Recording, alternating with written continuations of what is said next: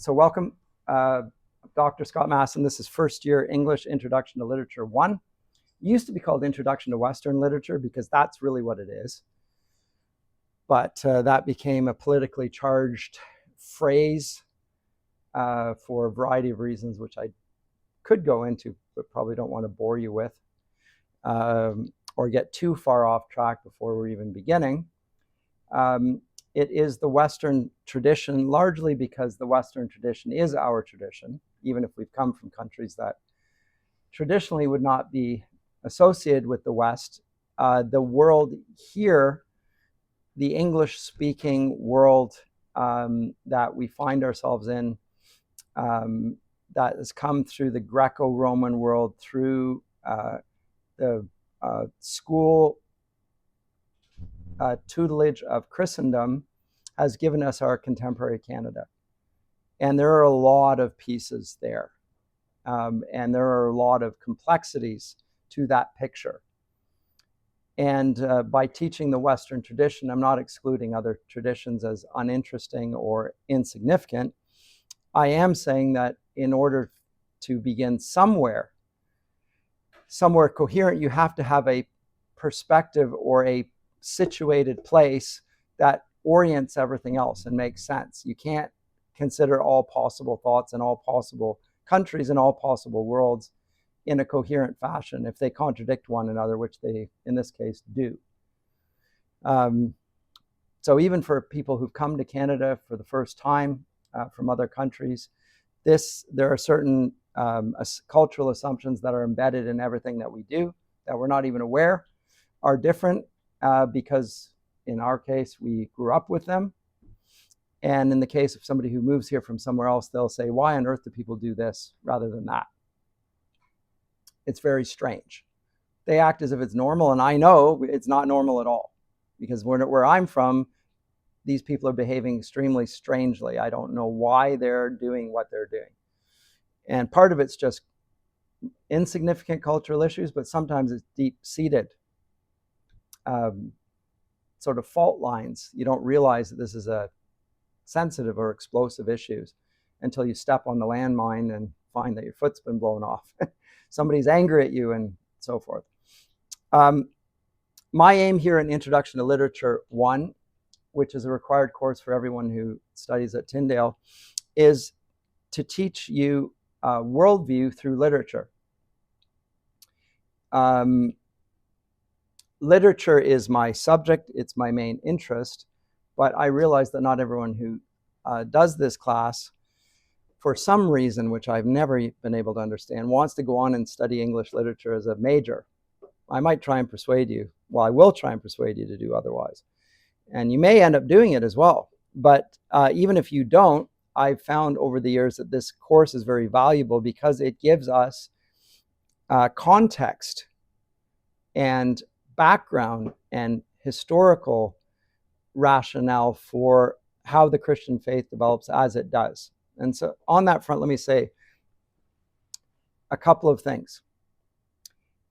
First thing I want to say is that the Christian faith, unlike basically every other religion, believes that history is significant, a significant consideration for the faith. And there are multiple reasons for that, but one of the chief ones, is that God created the heavens and the earth. He created everything from nothing. And he operates, and if you read the Bible with any, you don't even have to read it carefully, you notice that it is organized chronologically. It begins in the beginning and it concludes with the new heavens and the new earth. So it has a chronological ordering. If you look at the Quran, which sometimes speaks of similar events, it's not chronologically ordered. It mentions Adam and Eve, but they're not in the beginning of the book. It's the organization of it is not obvious. There is, I'm sure, a logic to it, but it's not a chronological one.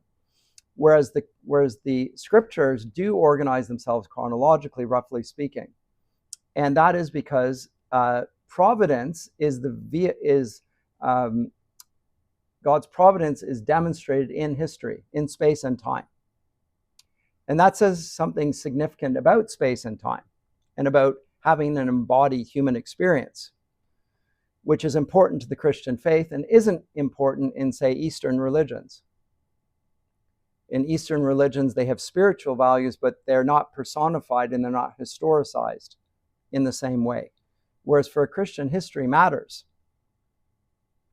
And it has a beginning, it has an end. It also is punctuated by the event that happens at Calvary, around which our entire calendar is framed.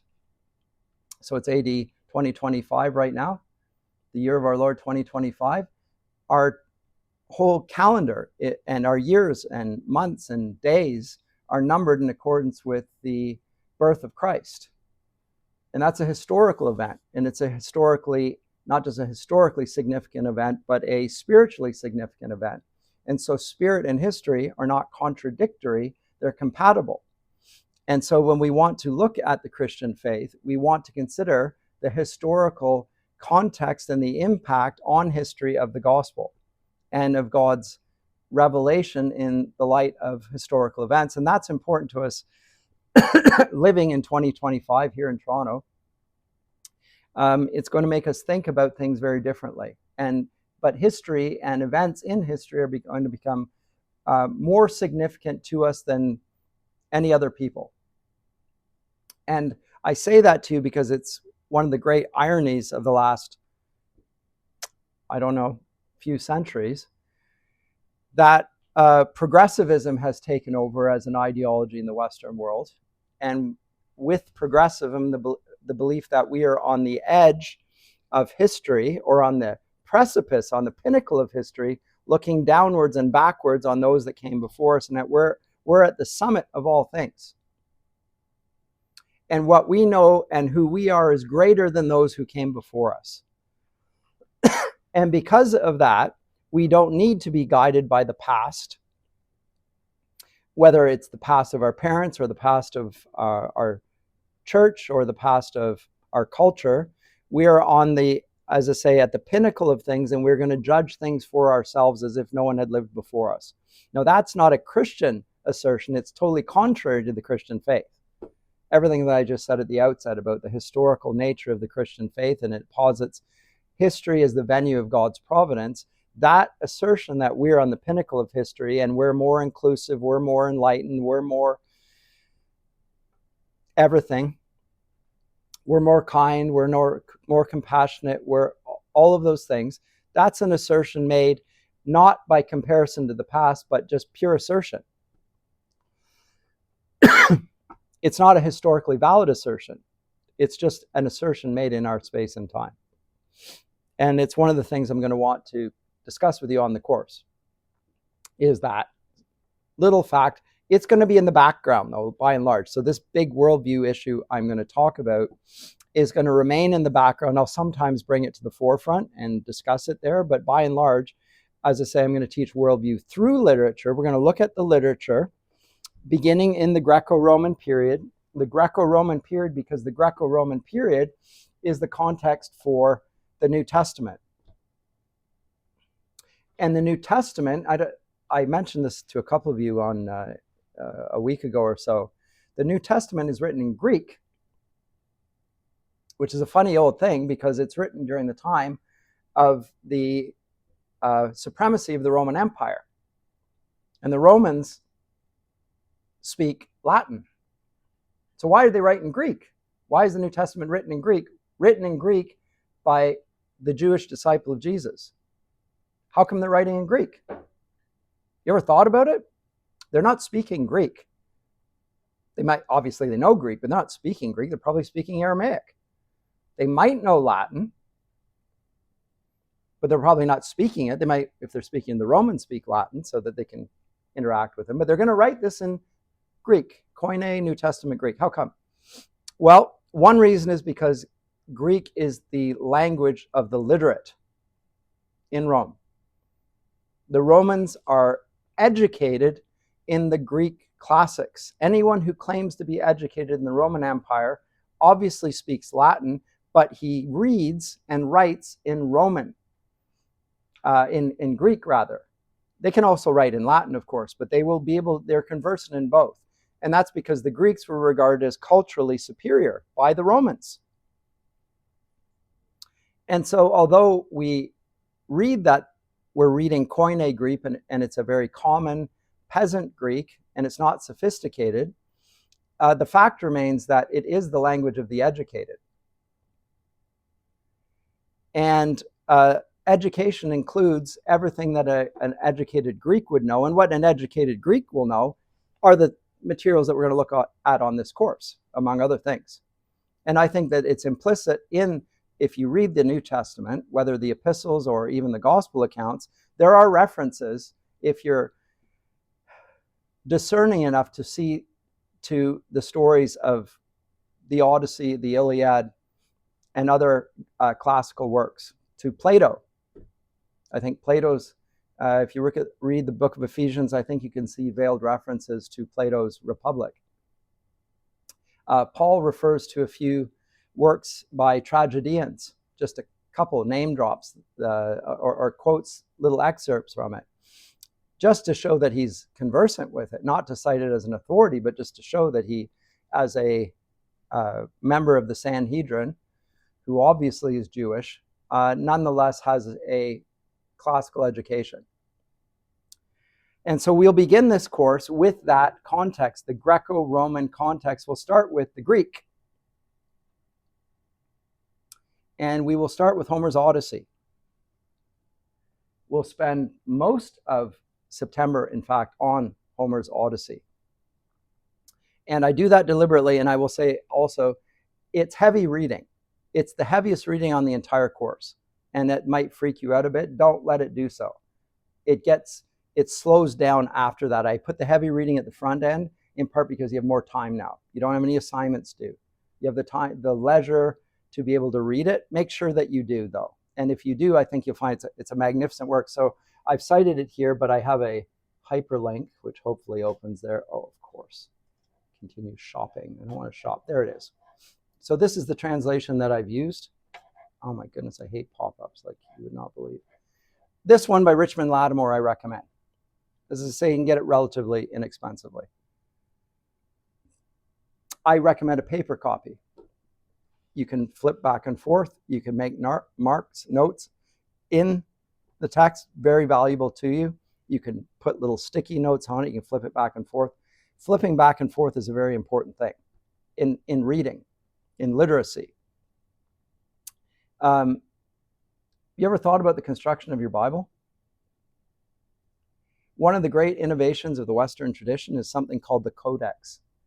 It's in the Middle Ages. It's when the Bible, the various books of the Bible were put together in one, so that we had one Bible from various books. So the book of Isaiah, it was put together with that. And with that, you can see the continual nature of God's prophecy over time and space across cultures, etc. You can flip back and forth, and you can cross-reference, and it creates a very different and richer experience than reading individualized texts.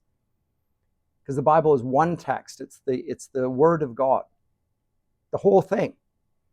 But it's individualized in particular expressions in particular places, particular times. But now if you can flip back and forth, cross-reference and sort, you can start to read it on a much richer plane.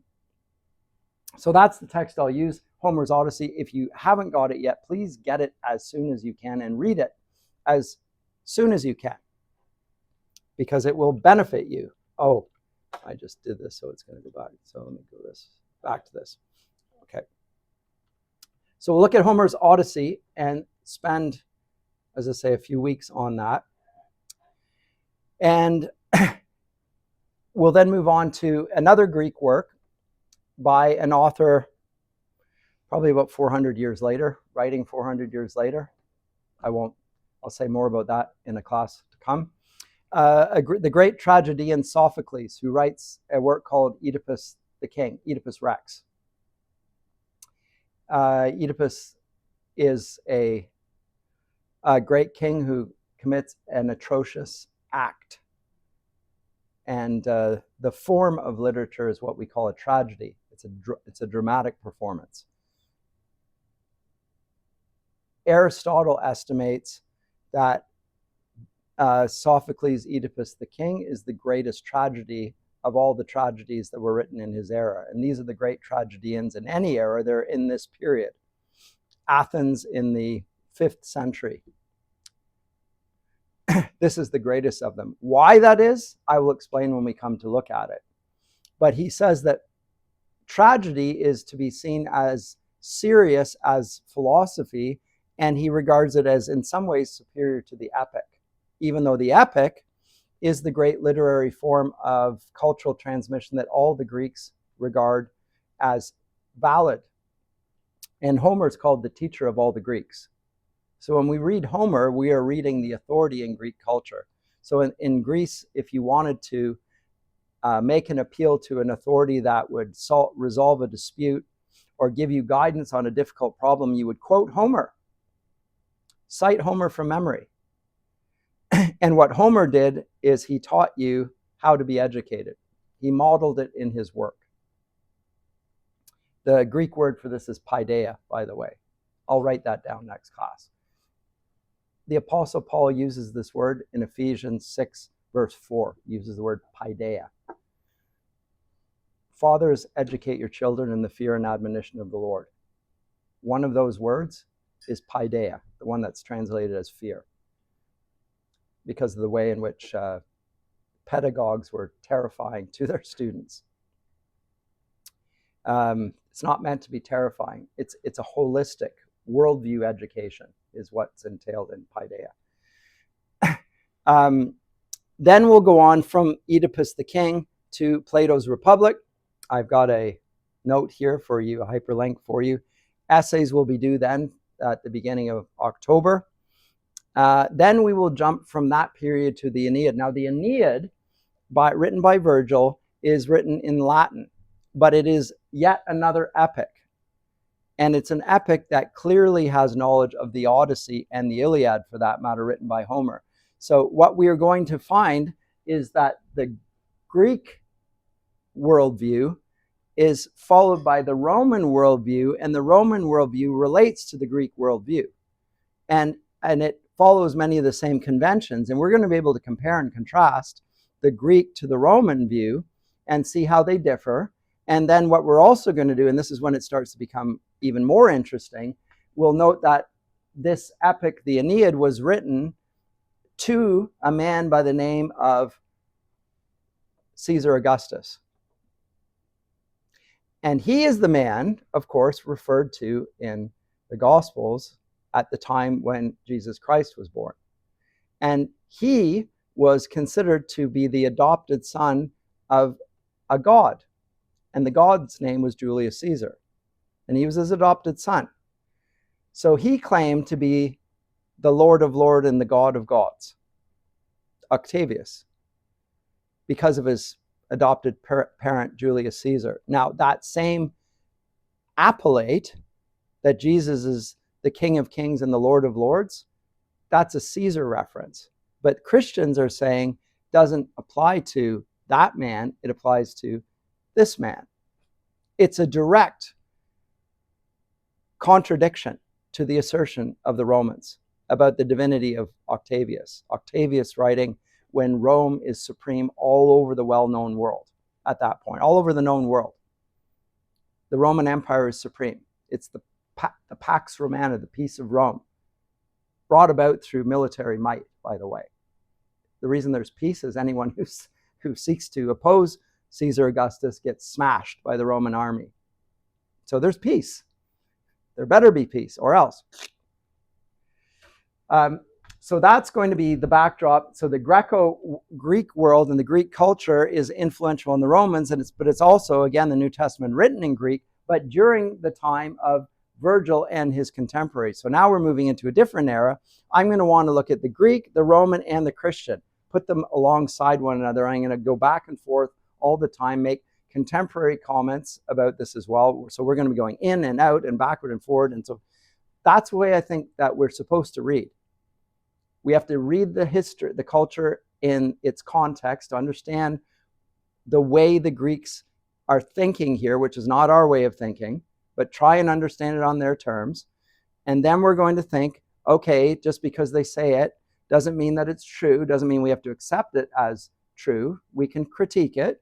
On the other hand, maybe they're saying things that we never thought of and they're worthy of consideration. So, for example, just to illustrate my point, the word mentor in Christian circles is known by everyone. The word mentor does not, to my knowledge, and I'm pretty sure about this, does not exist in the Bible. We do not have the word mentor. Concept doesn't exist per se. But he is a figure in the Odyssey. His name is Mentor. He's an old man, a wise old man, which is what we mean by a mentor. Not necessarily wise, old, but a figure of authority and wisdom who's going to guide us. I'll say more about that, but the concept of a wise older figure is in keeping with New Testament teaching, and for that matter, the book of Proverbs. Solomon writes to his son, gives him wise teaching, tells him not to depart from it, speaks of him as my son. Obviously, he is his son, but literally we can read it ourselves and take it as good fatherly advice and wise conduct in life. I'll say more about the way in which Proverbs relates to the Odyssey and other things as we carry on.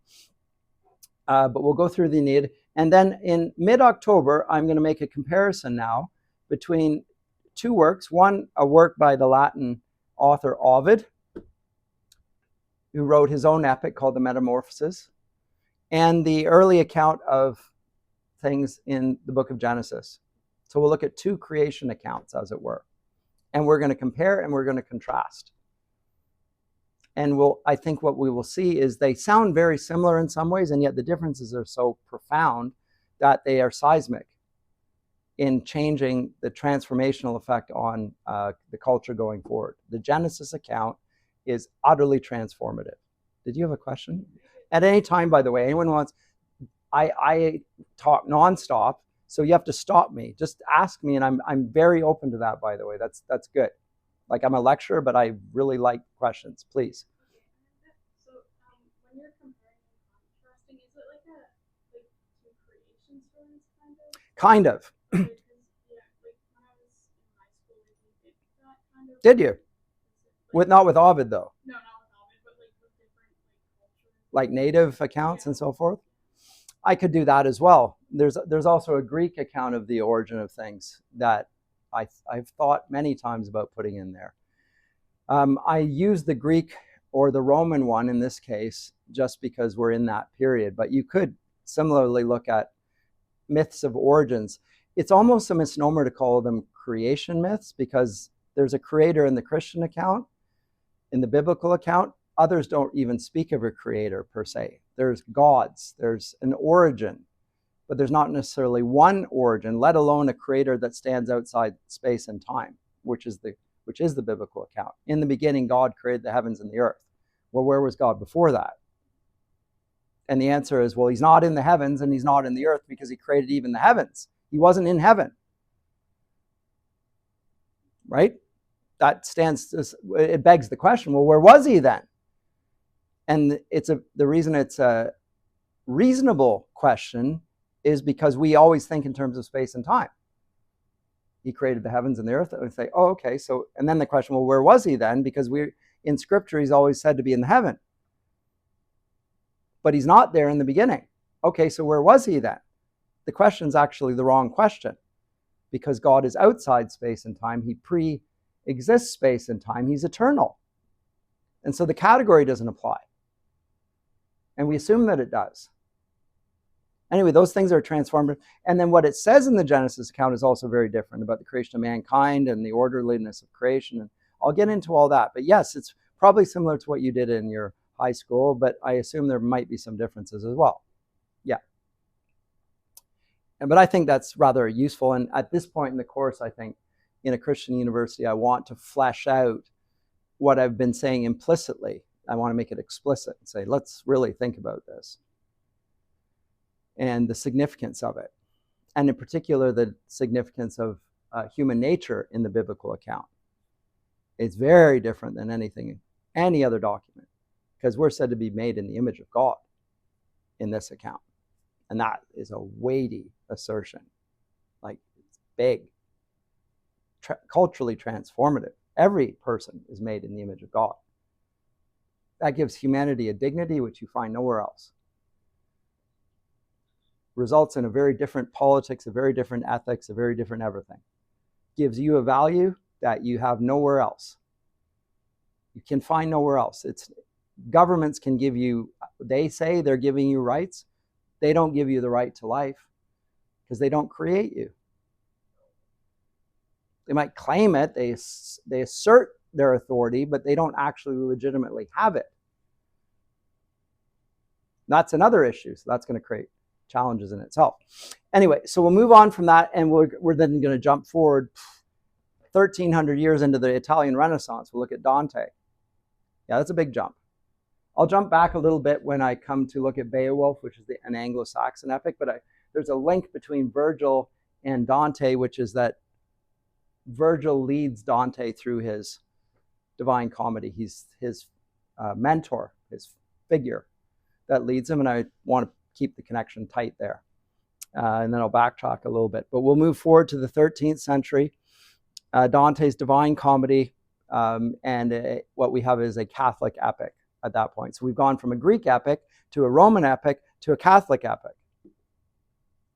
And we'll see epics with their grand scope and their great language and their encyclopedic view of all things, telling us about the gods and about the underworld and the afterlife and the nature of good and evil and so forth. All those things are dealt with in the epic tradition. We'll be able to compare and contrast throughout. Then we'll come to Beowulf, which is an Anglo-Saxon, and we'll find an Anglo-Saxon epic, which is early English. And we'll find that it's got similarities to the Greco-Roman tradition, but it's not coming from that. And its influences seem to be more biblical than Greco-Roman. All the same. Beowulf, which became famous largely because of a man by the name of J.R.R. Tolkien. You might have heard of him. The great Anglo-Saxon scholar of the early 20th century. Then we'll move forward into the age of the heroic age. Sir Gawain and the Green Knight, one of the knights of the Round Table, King Arthur and his knights, the age of chivalry. Well known in our days since the 19th century. A lot talked about this, the land of Camelot and the Knights of the Round Table and its significance. We'll look at that. We'll then come to a play, anonymous play by the name of Everyman, Christian play in the middle of the Middle Ages. And then we'll conclude the course with 3 relatively brief readings, because at this point you're running on fumes at the end of the semester. You're exhausted, mentally exhausted, and so the readings are pretty short, and that's intentional on my part again. These are poems written in the Elizabethan, probably actually in the Jacobean era, so early 17th century, in fact, not Elizabethan at all. And the Reformation has happened at that point. And so we'll look at, as we're leading up towards the season of Advent and Christmas, we'll look at some Christian poetry before beginning next semester with yet another epic, John Milton's Paradise Lost. And by having this epic, we can make all sorts of, so we can engage with the greatest literary form and see worldview through it. And not only their worldview, then we can start to reflect on our worldview. And I think I'm gonna try and help you do that. And I think we can do that together. And I think you'll find it personally edifying. My aim here, any comments or questions? First of all, I should say, the assessment. 2 essays and a final exam, basically.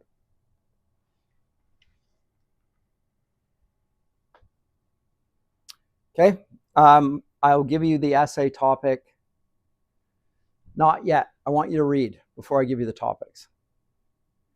I don't want you to read my essay questions and then read the work trying to answer the question before you've read it,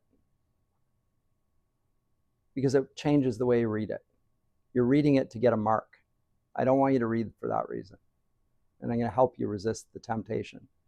No, really, because some people are just really anxious about grades. I want you to enjoy the work. and you'll enjoy it by not having that in your background. I'll give it to you soon enough. You'll have a bit of notice. But the first work, I don't want you, it's not a research essay. It's you reading the text, you responding to what you've read in the text. It's that sort of a question. Okay? I want your thoughts, not some internet source, let alone the ubiquitous internet sources, or even worse, AI. Please resist all that nonsense. It does not help you in any way, shape, or form. The thing that you want to develop here in university is you. You can't do you if you let AI be you. It's totally counterproductive to all of your time here. It just ruins your time. As far as the classroom, the electronic stuff, I encourage no electronic devices whatsoever. The reasons are many, many, many, but just a couple. One of them is taking your own notes is a very slow process. It requires you to do something which is wonderful, which is not write down everything I say, because not everything I say is worth writing down. But also it makes you think about, how do I take good notes, and the main thoughts here, how do I organize them on a piece of paper? And there's a process going on, internal process, intellectual development that comes from reading and taking notes. It is a skill, and it requires work. Think about the fact that we are embodied beings, and the fact that writing with your hand on a piece of paper with the drag on the page that slows you down actually requires you to spell out the letters and there's a verbal aspect of our logocentric being involved in that in a way that's not with typing. You can type much faster. Some of you touch type at an extraordinary speed. If you want to do that, just go to YouTube, my YouTube channel, and you've got the whole thing. You can do it as often as you want. You can do it in slow if you want, or you can speed, like whatever. It's all there. You don't need to type it down and take your notes. Take your notes slowly. It benefits you. Yes, sir. Can't hear you.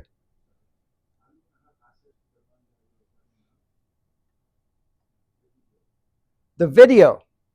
So the videos that I'm speaking of will be on my YouTube channel. And I think the link for that is in the syllabus here. Is it? Should be. No, it's not. That's annoying. Why didn't I put that in there? That's dumb of me. I'll fix that. Even if it's not there, you'll find it on the classes.tyndale.ca. I'll put a hyperlink there, but I have to rectify that. Normally I put that in there, the hyperlink for my YouTube channel. It's just at Dr. Scott Masson. That's easy. Scott J. Masson? I can't even remember what my own stupid handle is. Yes?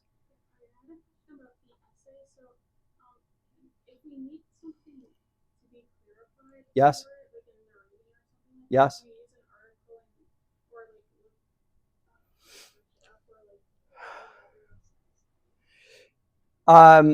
Yes. I just don't like the internet, because the internet is not trustworthy in general. The sources, the reason it's not trustworthy is you don't know whether something is valid or accurate or inaccurate.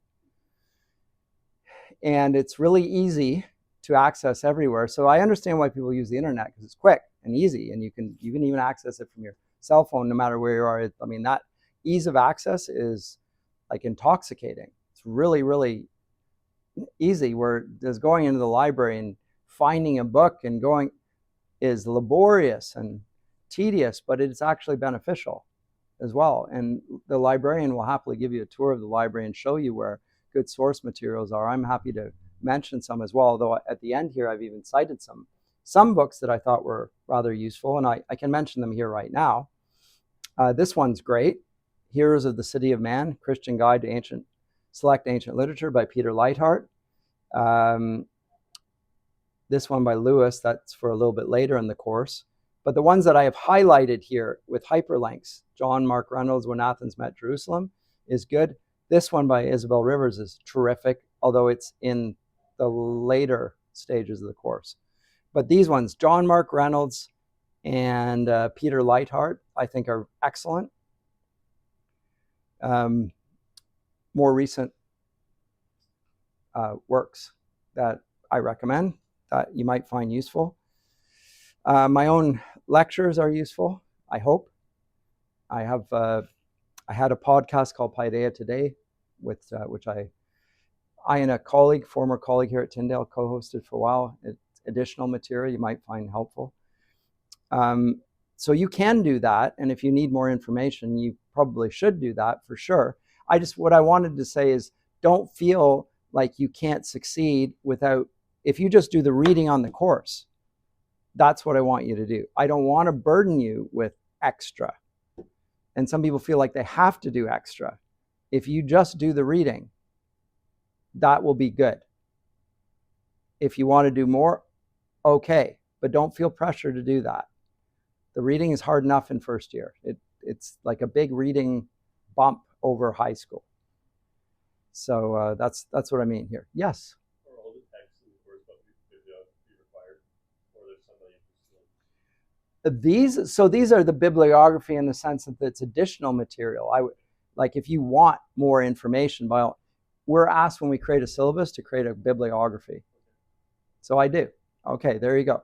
But I just said I don't expect you to read it, so there's a little bit of context. But if you did, at the beginning, these by Peter Leithart and this one by John Mark Reynolds are probably the most useful. But the highlighted ones with hyperlinks are that as well. When you get to this one, then we're dealing with medieval literature more than with ancient literature, because C.S. Lewis was a professor of medieval and Renaissance literature. Yeah. As for the course website itself, I also have things here like the close reading guide and how to read, the small details, and then even how to read and then mark up your text. Triangle around people's names. Box around a word you don't know, circle the literary elements of the text, that sort of thing. You can go back, you read it one time, and then you go back and you can find, oh, there's a character and so forth. If you look at this, the first text, let's say, by Richmond Lattimore, the Odyssey, you will find in the appendix the names of all the characters, alphabetized. And so I used to, when I first read it in university, I was flipping back and forth all the time because I didn't know any of the characters.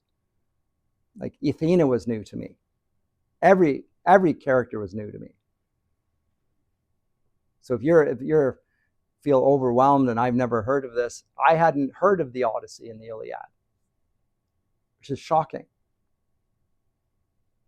You may have. Good for you. Well, then you're ahead of me. I'll also tell you, I don't usually say this in my first class, but I failed my first essay in English. Yep. Failed. And I got over 2 semesters of English, I got 61.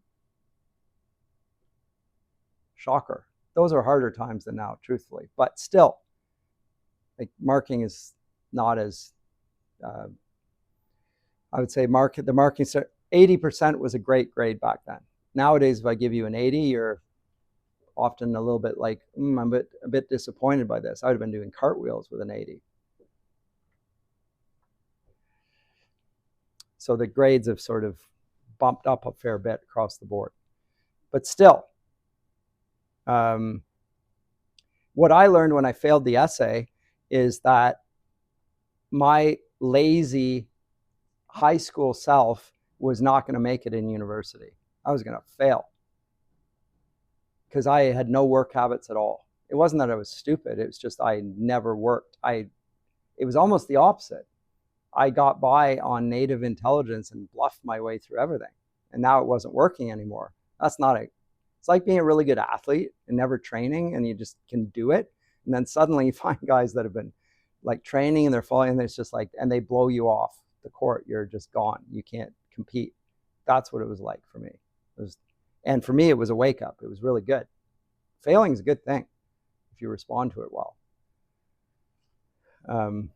Anyway, So that's, yeah, I don't want to terrify you with failing now, but that's not the point of this. But yeah, that's the means of assessment. So the first essay is only worth 20%. If you fail it like I did, okay, so then I got 9 out of 20 instead of what? 80%, which would be not 16 out of 20, 7%. Whip-de-doo. You can recover it. Right? So it's weighted in that way so that I realize the first essay can be challenging for people. Well, it's not. It's weighted relatively lightly for that reason. Because I expect it to be a challenge. Second essay, final exam. Final exam takes place during the exam period. The registrar sets that, not me. And it's after the class is finished. There's a week there when we will do that. And I'll let you know more about it when the time comes. I want to conclude with this idea. This is from Corinthians, 2 Corinthians 10. If I can get rid of this, I can't get rid of it. Oh, well. I want you to think about this. I, Paul, myself entreat you by the meekness and gentleness of Christ, I, who am humble when face to face with you, but bold towards you when I'm away. He's quoting their words. I beg of you that when I am present, I may not have to show boldness with such confidence, as I count on showing against some who suspect us of walking according to the flesh. For though we walk in the flesh, we are not waging war according to the flesh, for the weapons of our warfare are not of the flesh, but have divine power to destroy strongholds. We destroy arguments and every lofty opinion raised against the knowledge of God, and take every thought captive to obey Christ, being ready to punish every disobedience when your obedience is complete. Taking every thought captive to obey Christ is the aim of this course. In Christian circles, we use the phrase Christ-centered all the time.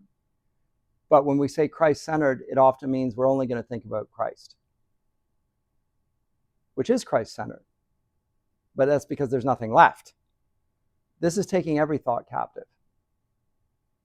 The whole culture, everything that's said in every area of life. The encyclopedic nature of the epic deals with every area of life.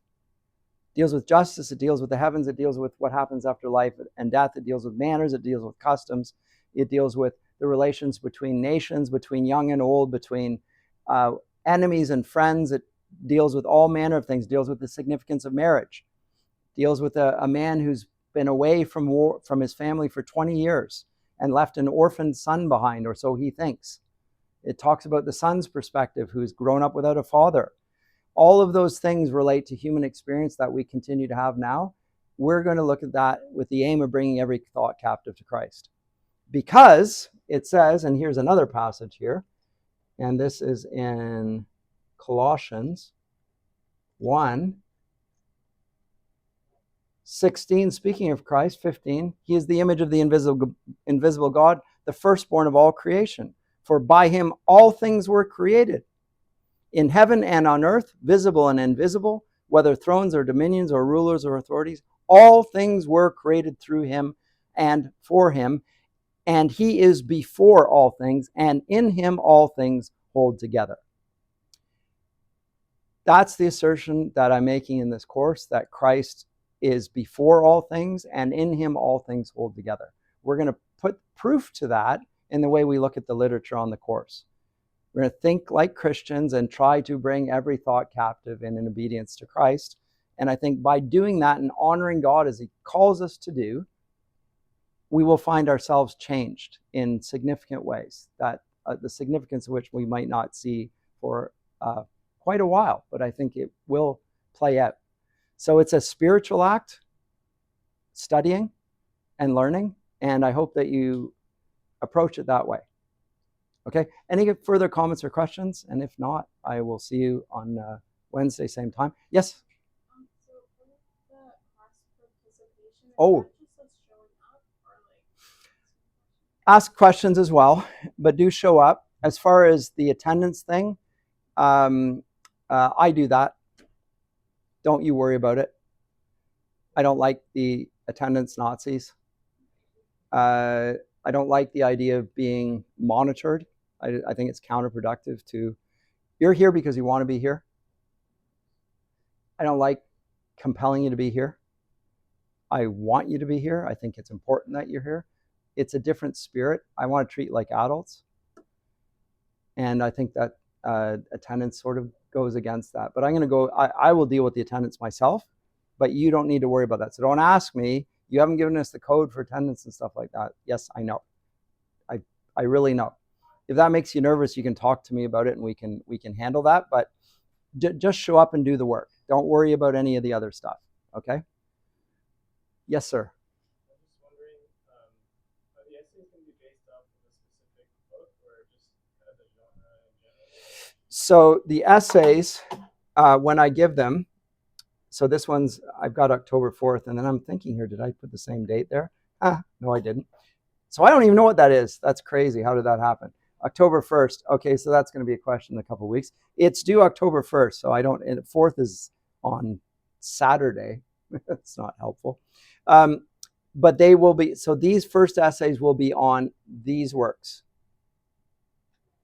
It's either the Odyssey or Oedipus. The first essays will be on material that we have covered.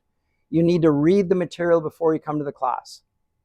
If you read it after, you'll still benefit, but not as much. It really helps if you read the material. So next class, you're going to read Homer's Odyssey books 1 to 4. If you can read on, I encourage you to do so, but we will deal with 1 to 4 on Wednesday. And the essay questions, when you get them, and you'll probably get them somewhere around here, will relate to the Odyssey or Oedipus only. You will choose one essay question. I will give you a variety. You can choose one of them. And you're going to write me a 1,000-word essay on that topic. Okay? Good. Yes? Beg your pardon? At home. Not in class. I have not yet capitulated to the concern that many people have about cheating and the AI thing and all that. There's huge benefit to doing it on your own, writing it and taking time to think about it. There's a pressure. It assesses a different thing. You can write in-class essays, and then I can be sure that nobody's cheated because they're just, I got your handwritten essays. But then there's the time pressure, and you don't have really time to think about it. I would prefer to go this route. It's the time-tested way. I'm still holding on to that for now. Yes, you will. It'll be take home. Yes, yes, sir. Is it okay if you have to take over 1,000 words, or? If it needs thousands of ballpark.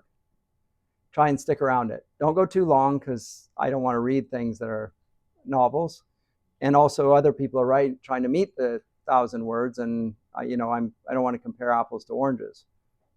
Everyone's writing 1,000 and you've written 2,000, and I'm thinking, oh, well, I mean, what do I do with this? After I reach about 1,250 words, I say, okay, I need to get you to rewrite this.